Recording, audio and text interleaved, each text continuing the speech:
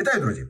Сьогодні поговоримо про те, як українці насправді входять у нову зиму. Про те, що відбувається із нашою енергосистемою, чому відключення неминучі і як Росія намагається використати кожну годину темряви, щоб посіяти всередині нас хаос та недовіру. І одразу. Друзі, якщо ви хочете підтримати інформаційний фронт, підпишіться на канал Newsroom, поставте вподобайку і дивіться це відео до кінця, бо попереду дуже важливі речі, які пояснюють, що насправді сьогодні відбувається. Українські енергетики, хоч це звучить дивно, але розбавлювали багатьох українців. Так, саме так. У 22-23 роках, коли Росія завдавала масованих ударів по всій країні, система трималася. У 24-му знову витримала. Третій рік поспіль енергетики працювали на межі людських можливостей. І всі ці дива ми почали сприймати як щось, само собою зрозуміле. Наче, знаєте, це їхній обов'язок – тримати країни в строю, навіть коли у них за спиною падають ракети. Але ви знаєте, див не буває. Є лише людська робота та людська витримка. А тепер уявіть, країна перебуває під постійним ракетним терором. Росія робить уже третю спробу занурити Україну в тотальну темряву. І поки ми з вами живемо у відносному світлі, з'являються ті, хто починає вимагати від енергетиків неможливого. Мовляв, чому минув тиждень після обстрілу, а відключення все ще є? Чому не полагодили ТЕС, куди прилетіло 10 ракет? Хто винен, що саме моя лінія без світла? І ось тут починається головна проблема. Люди забули масштаб того, з чим стикається система. Немає більшого невігластва, ніж дорікати тим, хто працює по 18-20 годин на добу під обстрілами, що вони не справляються. Ще гірше, коли експерти з Інстаграму, з Тіктоку, астрологи, нумерологи та тарологи, які ще вчора боролися з вакцинами і малювали карти Таро, раптом стали спеціалістами з енергетики. Вдягають каструлі на голови або ж одягають шапочку з фольги, влаштовують істерику і закликають капітулювати. Так, капітулювати, щоб, бачите, не було відключень. Ті ж самі персонажі активізувалися після удару по Охмадиту, і знову ми бачимо їх у стрічках. Чомусь саме їх надихають російські інформаційні атаки. Але давайте спокійно розставимо всі крапки над «і». Бо в темряві Росія хоче одного – щоб ми перестали мислити. Щоб ми перетворилися на зомбі, які не здатні розуміти елементарних причинно-наслідкових зв'язків. І наше завдання цієї зими – не дозволити їм залізти нам у голову. Друзі, якщо ви згодні, що про такі речі треба говорити чесно, підтримайте канал Newsroom. Вподобайкою. Напишіть у коментарях, з якого міста або ж країни ви на вас дивитеся. Це реально нам допомагає. Отже, повертаємося. Чому ремонти тривають довго? Дивіться, тому що коли балістична ракета влучає у енергетичний об'єкт, це не дірка у стіні. Це багаторівнева система, і кожен її елемент – це дорогий унікальний вузол. Деякі трансформатори роблять кілька підприємств у світі. Турбіни – штучне виробництво. Автоматика – складна, її потрібно налаштовувати днями і тижнями.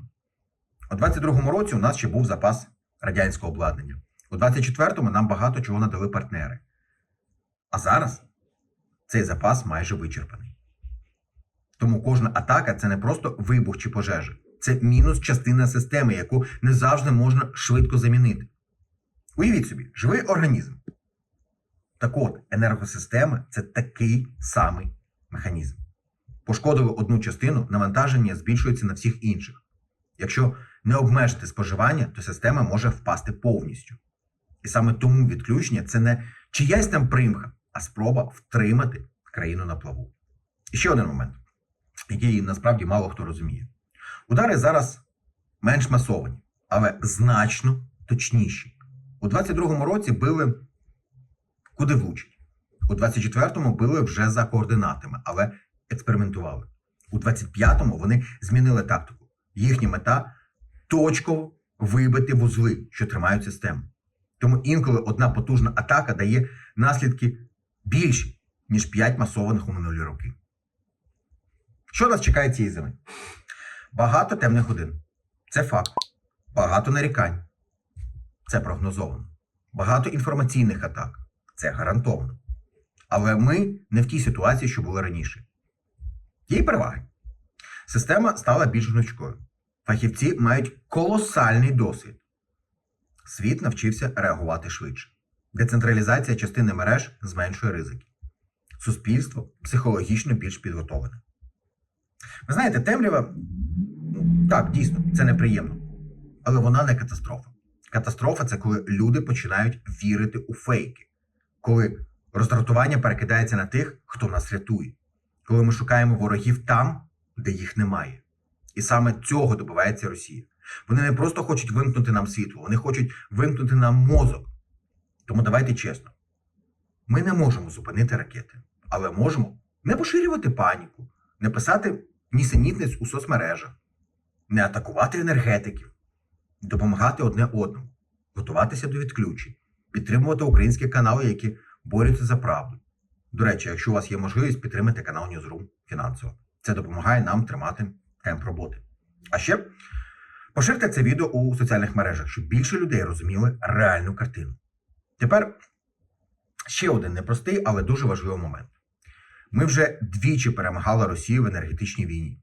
Вони вже двічі провалили спробу занурити Україну в темряву. І провалять третій. Так, буде складно. Так, буде холодно. Так, буде часом дуже темно. Але українці вже працювали і навчалися в таких умовах. Енергетики знають, що роблять. Система адаптується.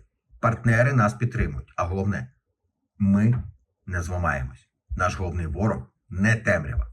Наш головний ворог – це хаос в голові. Маніпуляції, фальш, ненависть один до одного.